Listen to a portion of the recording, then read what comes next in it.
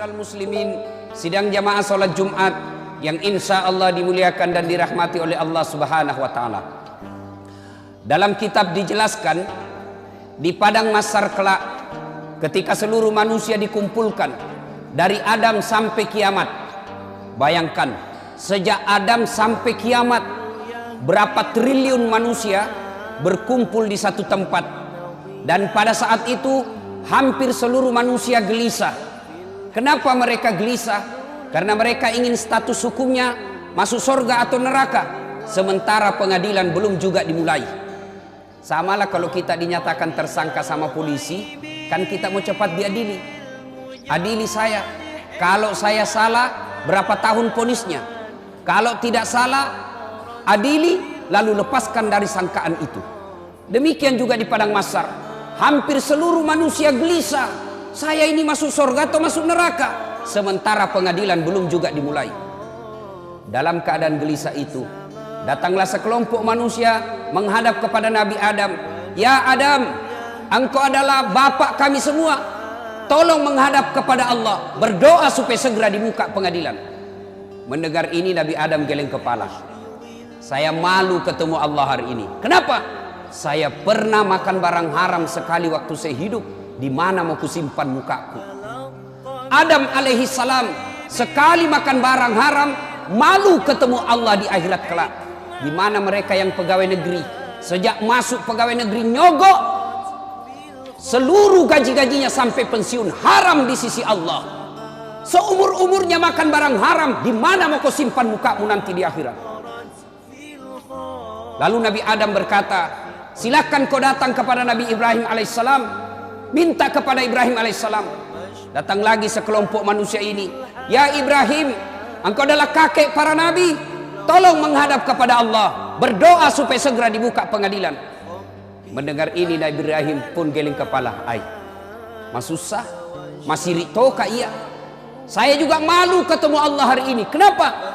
Saya pernah bohong sekali waktu saya hidup. Di mana mau kusimpan mukaku hari ini? Ibrahim alaihissalam sekali bohong, malu ketemu Allah di akhirat kelak. Di mana anggota DPR yang tiada hari tanpa bohong?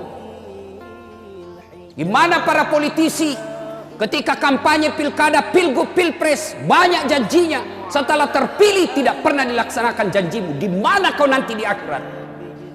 Cari kau nanti dengan Allah. Mana ini pembohong semua? Ibrahim alaihissalam sekali bohong, malu ketemu Allah. Di mana kita yang politisi tidak hari tanpa bohong? Lalu Ibrahim alaihissalam berkata, coba kau datang kepada Nabi Nuh alaihissalam, minta berdoa. Datang lagi sekelompok manusia ini menghadap kepada Nabi Nuh. Ya Nuh, engkau adalah Nabi dan Rasul, tolong menghadap kepada Allah, berdoa supaya segera dibuka pengadilan. Nabi Nuh pun berkata, susah juga, saya malu ketemu Allah hari ini. Kenapa? Saya pernah diutus menjadi nabi. Nuh alaihissalam satu saja anaknya, malu dan takut ketemu Allah. Gimana bapak-bapak? 4 anaknya tidak ada yang bangun sholat subuh. Demi Allah, yang bisa menyelamatkan kita nanti di akhirat ketika kita sudah dikubur, bukan rumah mewah, bukan rumah dinas, bukan mobil mewah, bukan tabungan, tapi apa? Anak yang soleh dan soleha yang mendoakan kita. Suatu ketika Nabi Allah Muhammad sallallahu alaihi wasallam menuju ke satu tempat. Dalam perjalanan ke tempat itu, Nabi Allah Muhammad sallallahu alaihi wasallam beserta sahabat. Lalu berkata Nabi, cepat-cepatkan langkahmu. Kenapa? Nabi melewati pemakaman. Nabi bersabda, peri-peri kok. Sahabat langkahkan kaki dengan cepat. Selesai di tujuan, Nabi sampai balik lagi dengan rute yang sama melewati kuburan. Sahabat ingin mempercepat langkahnya karena tadi disuruh cepat. Sahabat mempercepat langkahnya. Nabi berkata, tidak usah cepat-cepat, santai saja. Sahabat bertanya, ya Rasulullah, tadi waktu pergi kami disuruh cepat, sekarang tidak, ada apa? Nabi menjelaskan, andai saja kau diberi pendengaran seperti telingaku, kau dengar ini orang tadi disiksa, diazab di kuburnya, disiksa di kuburnya. Saya tidak betah, kasihan saya tidak betah mendengar dia disiksa lama-lama, maka saya percepat supaya saya tidak dengar. Waktu pulang tidak lagi. Kenapa? Saya dengar berita dari Jibril, Allah perintahkan malaikat penyiksa kubur, hentikan siksaanmu. Kenapa? Tidak mungkin bapaknya kusiksa di kuburnya sementara anaknya lagi mengaji sekarang membaca Bismillahirrahmanirrahim. Baru anaknya membaca basmalah, orang tuanya sudah lepas dari azab kubur. Itu anak yang soleh. Kalau anak yang suka mabuk, anak pezina, anggota DPR tapi nipu, jadi politisi tapi koruptor, bapaknya nanti juga disiksa di kubur. Nabi Nuh lalu berkata, tolong kau datang kepada Muhammad, Nabi penghulu segala nabi. Datanglah sekelompok manusia ini menghadap kepada Nabi Muhammad. Ya Muhammad, engkau Nabi dan Rasul, tolong menghadap kepada Allah, berdoa supaya segera dibuka pengadilan. Kalau Nabi sebelumnya angkat tangan dan malu ketemu Allah, Nabi Muhammad berkata, kalau bahasa kita, tenang sampean, duduk mako, sudah mana no, duduk kok, saya menghadap kepada Allah. Hari ini Allah dengarkan doaku. Di sini berlaku salah satu mukjizat saya. Selain waktu saya hidup punya mukjizat Al-Quran, jari-jari tangan saya keluar air, kemana saya jalan dilindungi oleh awan. Hari ini berlaku mukjizatku di akhirat satunya. Apa? Allah dengarkan doaku hari ini. Syafaat saya berlaku hari ini, di mana seluruh manusia tidak didengar doanya, malaikat pun tidak didengar pemohonannya hari ini. Hanya saya yang didengar Allah. Duduk sampean. Nabi lalu menghadap kepada Allah. Ya Allah, kami sadar banyak dosa dan kesalahan, kami sadar banyak maksiat, tapi kami sudah sadar juga Engkau Maha Pengasih dan Maha Penyayang. Ya Allah, tolong ampuni dosa dan kesalahan kami ya Allah. Lalu mulai buka pengadilan. Mendengar ini, dari aras Allah kedengaran suara, ya Muhammad, aku kabulkan doamu hari ini, kau bangkit dari sujudmu. Lalu Allah perintahkan malaikat, siapkan segala keperluan, pengadilan mulai hari ini kita siapkan. Pengadilan mulai diproses. Mulailah kita diadili satu demi satu. Berkat doanya Nabi dan syafaatnya Nabi. Ketika Nabi ceritakan masalah ini, sahabat bertanya, ya Rasulullah, apakah semua umat Islam mendapat syafaatmu? Syafaat itu kalau di kantor wali kota, rekomendasi, kata belece, nota. Sahabat bertanya, semua dapat syafaatmu ya Rasul? Tidak. Kalau kau mau mendapat syafaatku, ada dua syaratnya. Apa syaratnya? Kata Nabi, satu, aqimis salah, tetongangi sampajangnya, dirikan sholat. Ini yang paling penting Pak. Ayo, Bapak mau mendapat syafaat, periksa dirinya. Sholatnya bagaimana? Mari geledah diri kita. Saya mengamati dari 5 rukun Islam, sholat ini yang paling banyak dilalaikan orang Islam. Puasa Pak, biar tukang judi ikut puasa Ramadan, pemabuk ikut juga puasa Ramadan, zakat dia bayar zakatnya, bahkan kadangkala dia pergi haji, tapi sholatnya yang dianggap remeh. Demi Allah, Bapak tidak haji tetap dianggap Islam, Bapak tidak puasa Ramadan tetap dianggap Islam, tidak bayar zakat tetap dianggap Islam. Tapi ketika tidak mendirikan sholat, demi Allah, kafir di hadapan Allah. Kafir. Buka Al-Quran, surah Al-Anfal, Al-Fat ayat 29, Allah jelaskan, Muhammad Rasulullah walladzina ma'ahu asidda walal kuffar ruhama'u bainahum tarahum rukka'an sujada. Tanda umat Muhammad itu, kalau dia mengaku Islam, rukka'an sujada, kamu lihat mereka ruku dan sujud sholat 5 waktu.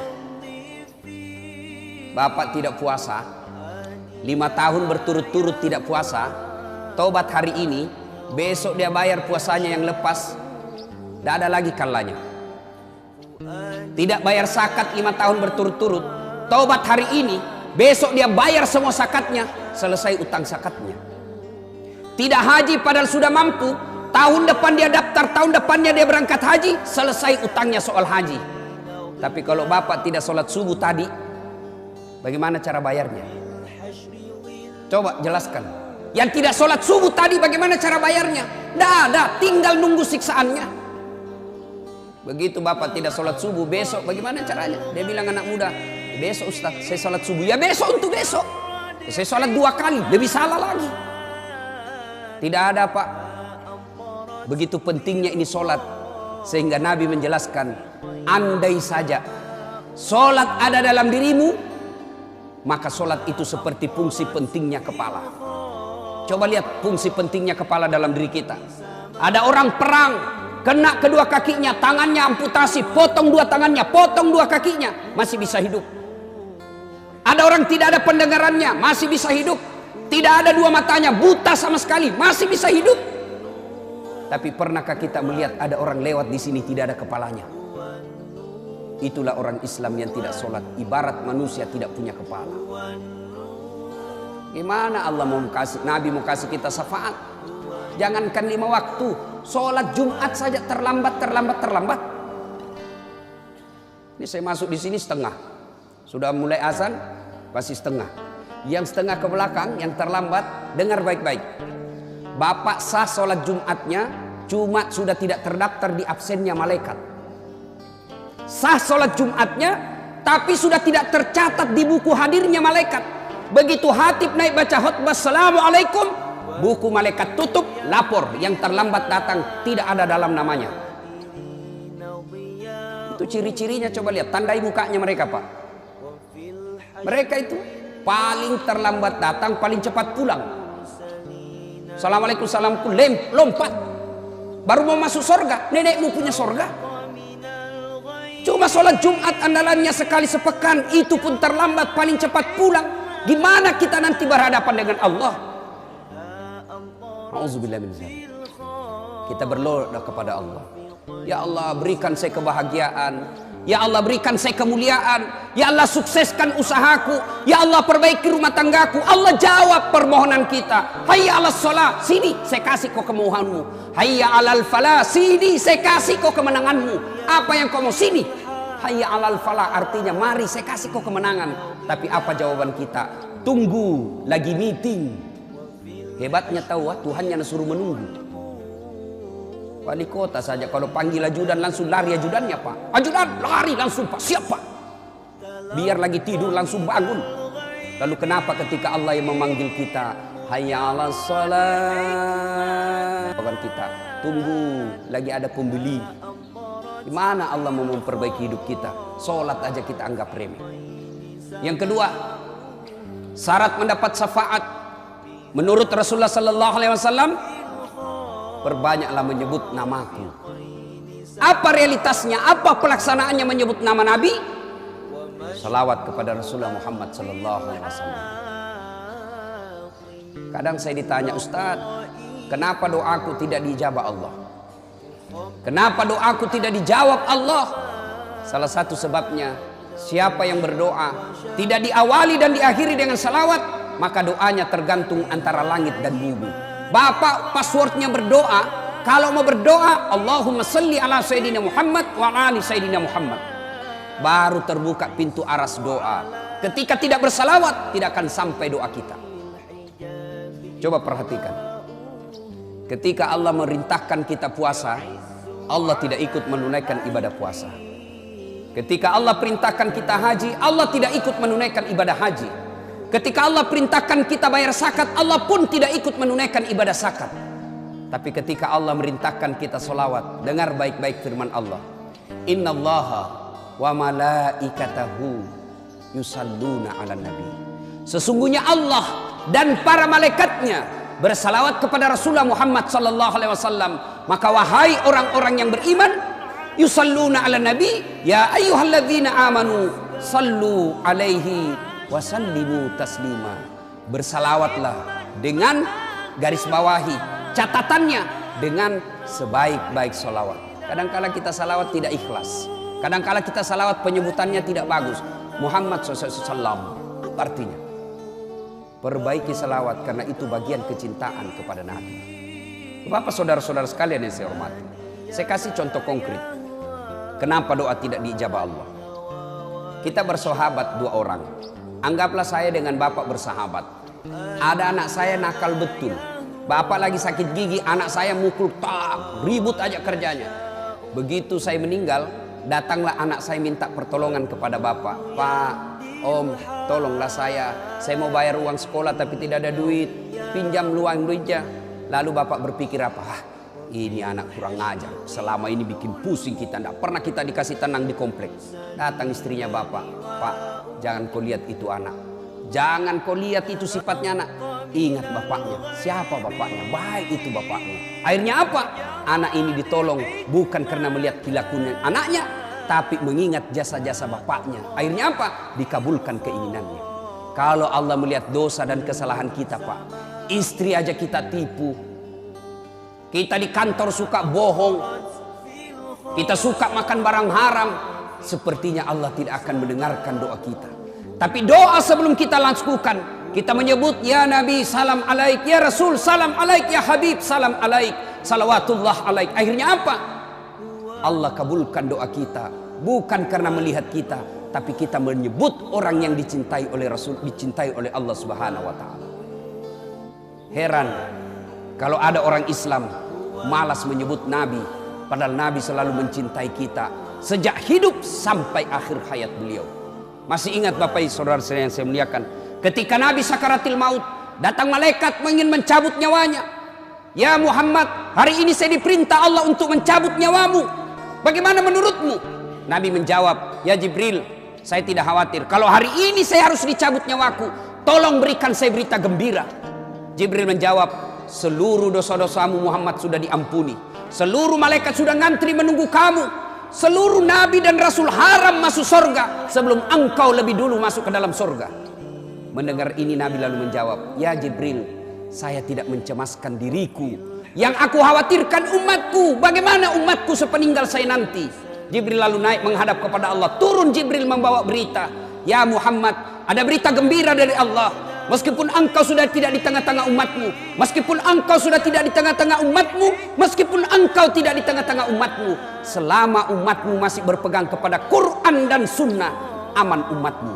Nabi lalu berkata, silakan eksekusi, cabut nyawaku. Mulailah dicabut nyawanya Rasulullah. Meninggalkan telapak kaki, meninggalkan betis, naik ke perut, sampai ke dada, sampai ke kerongkongan. Di bibir beliau, apakah beliau ketika mau keluar nyawanya, siapa yang disebut? Apa beliau sebut Khadijah? Apa beliau istri Aisyah? Apa beliau sebut cucunya Hasan Husain? Tidak. Siapa yang disebut? Ummati, ummati, ummati. Umat kita yang disebut Nabi. Dan di akhirat kelak dijelaskan oleh Rasulullah, ketika hari kebangkitan, manusia pertama dibangkitkan Allah di hari kebangkitan, Rasulullah Muhammad SAW. Naik jenazah beliau, seolah-olah bangun dari tidur dia gosok matanya. Lalu dia buka, dan begitu dia buka ada Jibril di depannya.